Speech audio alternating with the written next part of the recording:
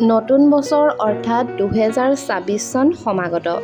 2024 চনৰ ভৱিষ্যতবাণীবোৰে জলবায়ু পৰিৱৰ্তন, প্ৰাকৃতিক দুৰ্যোগ যেনে ভূমিকম্প, বানপানী, লগতে বিশ্ব ৰাজনীতিত উত্তেজনা, AI দৰে প্ৰযুক্তিৰ বিকাশ আৰু সম্ভাৱ্য বিশ্বযুদ্ধৰ দৰে বিষয়সমূহৰ ওপৰতো আলোকপাত কৰিছে। গতিকে যাৰ বাবে এই বছৰটো হ'বলৈ গৈ আছে এক যথেষ্ট আকৰ্ষণীয় বছৰ। আনহাতে জ্যোতিষশাস্ত্ৰই আধ্যাত্মিক বিকাশ তথা আৰ্থিক স্থিতিশীলতা আৰু সাংস্কৃতিক পৰিৱৰ্তনৰ ইংগিতো দিছে। গতিকে বলকচোন জানি লওঁ 2024 চনৰ ওপৰত ভৱিষ্যতবাণী কি কৰিছে, নাইবা এই 2024 চনটো আপোনাৰ কেনে যাব, নাইবা সমগ্ৰ পৃথিৱীখনৰ কাৰণে এই 2024 চনটো কেনেকৈ যাব। নমস্কাৰ, আস্থা ক্ৰিয়েশ্যনৰ নতুন এটা ভিডিঅ'ৰ মাজলৈ আপোনালোক সকলোকে পোনপ্ৰথমে স্বাগতম জনাইছোঁ। আজিৰ এই ভিডিঅ'টিৰ জৰিয়তে 2024 চনৰ বিষয়ে কেইটামান গুৰুত্বপূৰ্ণ কথা আলোচনা কৰিম। গতিকে আজিৰ এই ভিডিঅ'টো স্কিপ নকৰাকৈ শেষলৈকে চাই থাকিব। বন্ধু-বান্ধৱীসকল, বিশ্ব আৰু ৰাজনীতিৰ ভৱিষ্যতবাণীৰ বিষয়ে যদি ক'বলৈ যাওঁ, তেনেহ'লে জলবায়ু পৰিৱৰ্তন আৰু দুৰ্যোগ আহিব। বাবা ভানগাৰ মতে 2024 চনত ভয়ংকৰ বান, খৰাং আৰু অন্যান্য জলবায়ু সম্পৰ্কীয় দুৰ্যোগ আহিব পাৰে। ইয়াৰ লগতে বাবা ভাংগাই কৈছে যে এছিয়াত, বিশেষকৈ টাইৱান, দক্ষিণ চীন সাগৰ আৰু ভাৰত-চীন সীমান্তত উত্তেজনা বৃদ্ধি হোৱাৰ সম্ভাৱনা আছে। কিছুমান ভৱিষ্যতবাণীয়ে তৃতীয় বিশ্বযুদ্ধৰো ইংগিত দিছে, যি 7 মাহলৈ চলিব পাৰে বুলি কোৱা হৈছে। কৃত্ৰিম বুদ্ধিমত্তা যেনে AI আৰু ডিজিটেল প্ৰযুক্তিৰ দ্ৰুত বিকাশৰ ফলত বিশ্ব ৰাজনীতিত ডাঙৰ সালসলনি ঘটিব পাৰে। মানৱ জাতিয়ে এলিয়েনৰ সৈতে মুখামুখি হ'ব পাৰে বুলিও 2024 চনত ভৱিষ্যতবাণী কৰিছে বাবা ভাংগাৰে। বিশ্বৰ ইতিহাসত বহুতো ৰহস্যময় ব্যক্তিৰ সৃষ্টি হৈছে, যাৰ ভৱিষ্যতবাণীৰ দ্বাৰা সময়ে সময়ে আলোচনাৰ বিষয় হৈ পৰিছে। বিখ্যাত বুলগেৰিয়াৰ বাবা ভাংগাও হৈছে তেনে এজন ব্যক্তি। 20 শতিকাত তেওঁ অসংখ্য ভৱিষ্যতবাণী কৰিছিল আৰু যিবোৰৰ ওপৰত আজিও বিতৰ্ক চলি আছে। 1996 চনৰ মৃত্যুৰ পূৰ্বে তেওঁ আগন্তুক কেইবাটাও দশকৰ পৰিঘটনাৰ ভৱিষ্যতবাণী কৰি থৈ গৈছিল বুলি কোৱা হয়। এতিয়া 2024 চনৰ বিষয়ে তেওঁৰ কিছুমান ভয়ংকৰ ভৱিষ্যতবাণী ছ'চিয়েল মিডিয়া আৰু সংবাদ মাধ্যমৰ বাতৰিত শিৰোনামা দখল কৰিছে। সেয়া কথা জনাৰ আগতে আপোনালোকক জনাব বিচাৰিছোঁ যে বাবা ভাংগানো কোন আছিল। 1911 চনত জন্মগ্ৰহণ কৰিছিল বাবা ভাংগাৰ আৰু তেওঁৰ শৈশৱৰ পৰাই অন্ধ আছিল। যদিও তেওঁৰ অনুগামীসকলে বিশ্বাস কৰিছিল যে তেওঁ ভৱিষ্যত দেখাৰ এক অলৌকিক ক্ষমতা আছে। তেওঁক প্ৰায়ে বালকনৰ নষ্টাড্ৰামাছ বুলি কোৱা হয়। বহুতে বিশ্বাস কৰে যে তেওঁৰ ভৱিষ্যতবাণী সদায় সঁচা হয়, যেনে 9 আৰু 11ৰ আক্ৰমণ, ছুনামি, চেৰ্নোবিল দুৰ্যোগ, ছোভিয়েট ইউনিয়নৰ বিভাজন ইত্যাদি। তেওঁৰ এই দাবীবোৰৰ সত্যতাক লৈও প্ৰশ্নৰ উত্থাপন হৈছে। তেনেহ'লে বলক এইখিনিতে জানি লওঁ 2024 চনৰ বাবে মূল ভৱিষ্যতবাণী বাবা ভাংগাই কি কৈছিল। প্ৰথমটি হৈছে প্ৰাকৃতিক দুৰ্যোগ আৰু জলবায়ু সংকট। বাবা ভাংগাই 2024 চনৰ বাবে ভয়াৱহ প্ৰাকৃতিক দুৰ্যোগৰ ভৱিষ্যতবাণী কৰি থৈ গৈছিল বুলি জানিব পৰা গৈছে।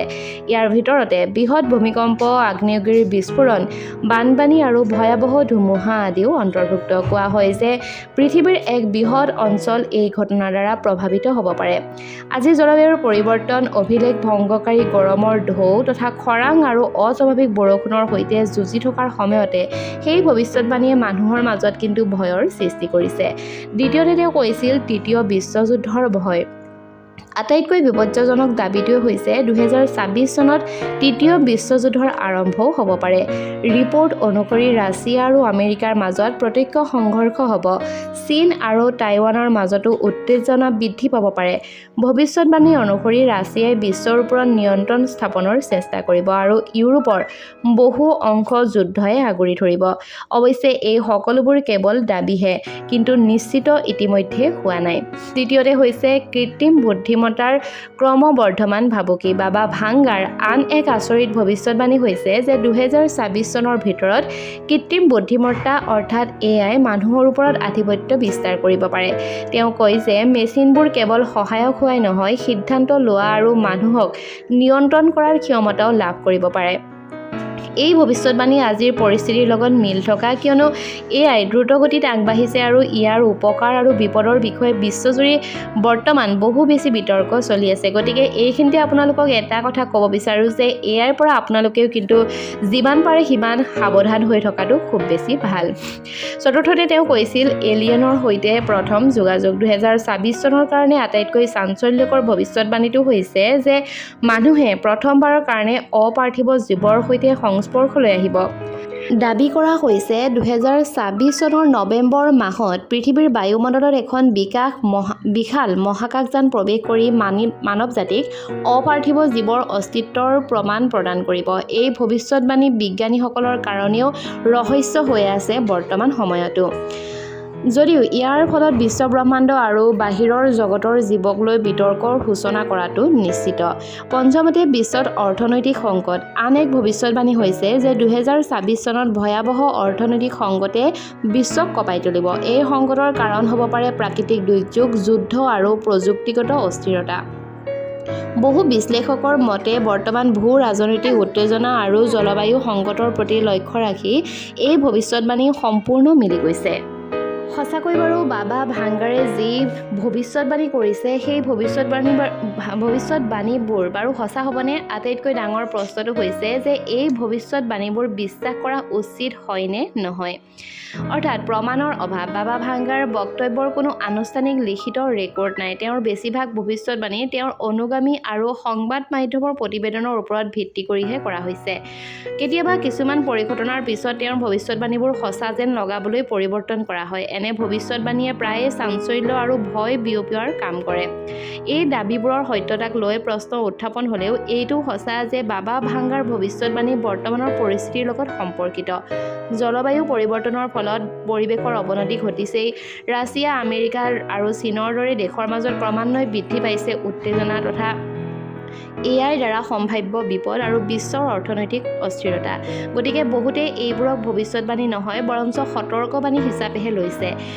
2026 চনৰ বাবে বাবা ভাংগাৰ ভৱিষ্যতবাণী অত্যন্ত ভয়ংকৰ। সেয়া প্ৰাকৃতিক দুৰ্যোগ, তৃতীয় বিশ্বযুদ্ধ, AIৰ আধিপত্য, লগতে এলিয়েনৰ আগমন নাইবা অৰ্থনৈতিক সংকটৰ সৈতে জড়িত হওক। এই ভৱিষ্যতবাণীবোৰ সঁচা হ'ব নে নহ'ব সেয়া কোৱাটো টান, কিন্তু এইটো নিশ্চিত যে তেওঁ আমাক আগন্তুক প্ৰত্যাহ্বানৰ প্ৰতি সজাগ আৰু সচেতন হ'বলৈ শিকাই দিছে। বিজ্ঞানে আমাক শিকাইছে যে ভৱিষ্যত সুৰক্ষিত হয় প্ৰস্তুতি আৰু সচেতনতাৰ দ্বাৰা, অন্ধবিশ্বাসৰ দ্বাৰা নহয়। গতিকে এই ভৱিষ্যতবাণীবোৰক ভয় কৰাৰ পৰিৱৰ্তে আমি সচেতনতা হিচাপে বিবেচনা কৰি উন্নত ভৱিষ্যত সৃষ্টিৰ দিশত কাম কৰাটো খুবেই উচিত। বাবা ভাংগাৰৰ ডাঙৰ ভৱিষ্যতবাণীৰ লগতে 5টা ৰাশিৰ জাতক জাতিকাই লাভ কৰিব ধন, বহু সম্পত্তিৰ গৰাকী হ'ব পাৰে এই 5টা ৰাশিৰ জাতক জাতিকাই 2026 চনত। মাত্ৰ কেইটামান দিনৰ পিছতে বছৰ সলনি হ'ব। 2025ক বিদায় জনাই 2026ৰ আৰম্ভণি হ'ব। গতিকে বলকচোন জানি লওঁ কোনকেইটা ৰাশিৰ এইবাৰ 2025 চনটো খুব বেছি ভাল হ'বলৈ গৈ আছে। প্ৰথমটি ৰাশি হৈছে বৃষ ৰাশি। বৃষ ৰাশিৰ লোকৰ বাবে আহি আছে এক অতি গুৰুত্বপূৰ্ণ মুহূৰ্ত। বৃষ ৰাশিৰ জাতক জাতিকাই ধন লাভ কৰিব পাৰে। নতুন বছৰত আপোনাৰ বেংকৰ বেলেঞ্চ বৃদ্ধি পাব, বিভিন্ন বাধা আৰু বিপদ কমি যাব। বৃষ ৰাশিৰ জাতক জাতিকাই জীৱনত উত্তম সময় আহিব। দ্বিতীয়তে হৈছে সিংহ ৰাশি। শনিৰ দৃষ্টি সিংহ ৰাশিৰ প্ৰতি দয়ালু হ'ব, অৰ্থনৈতিক পৰিস্থিতিৰ উন্নতি হ'ব, জীৱনত বিভিন্ন ভাল পৰিস্থিতি আহিব। 2026 চনত ধনু ৰাশিৰ বাবে ভাল সময় আহিব, কেৰিয়াৰৰ উন্নতি হ'ব, ব্যৱসায় আৰু ব্যৱসায়ৰ ক্ষেত্ৰত পৰিস্থিতিৰ উন্নতি হ'ব। ধনু ৰাশিৰ লোকৰ এই বিভিন্ন পৰিকল্পনা সফল হ'ব তথা ধন উপাৰ্জনৰ কাৰণে ভাল পৰিস্থিতিৰ সৃষ্টি হ'ব। চতুৰ্থতে হৈছে বৃশ্চিক ৰাশি। 2026 চনত বৃশ্চিক ৰাশিৰ কাৰণে অধিক সুন্দৰ হ'বলৈ গৈ আছে। কৰ্মক্ষেত্ৰত প্ৰমোচন হ'ব পাৰে, আপুনি টকা উপাৰ্জন কৰিবলৈ গৈ আছে, জীৱনত বিভিন্ন সমস্যাৰ আপুনি সকাহ পাব। বৃশ্চিক ৰাশিৰ ধন উপাৰ্জনৰ নতুন পথ মুকলি হ'ব, সম্ভৱপৰ উত্তম পৰিস্থিতি আহিবলৈ গৈ আছে। মকৰ ৰাশিৰ জাতক জাতিকাৰ কেৰিয়াৰত ভাল সময় আহি আছে, জীৱনত সংঘাত নাইবা সংগ্ৰামৰ পৰা মুক্তি লাভ কৰিব। সকলো ঠিকেই থাকিলে মকৰ ৰাশিৰ জীৱনলৈ শ্ৰেষ্ঠ সময় আহি আছে, জীৱনৰ বিভিন্ন সমস্যাৰ সমাধান লাভ কৰিব। গতিকে ইমানখিনিয়ে আছিল বাবা ভাংগাৰৰ ভৱিষ্যতবাণীৰ বিষয়ে। গতিকে আপুনিও যদিহে এই ভিডিঅ'টো চাইছে তেনেহ'লে আনলৈও শ্বেয়াৰ কৰি দিবলৈ নাপাহৰিব।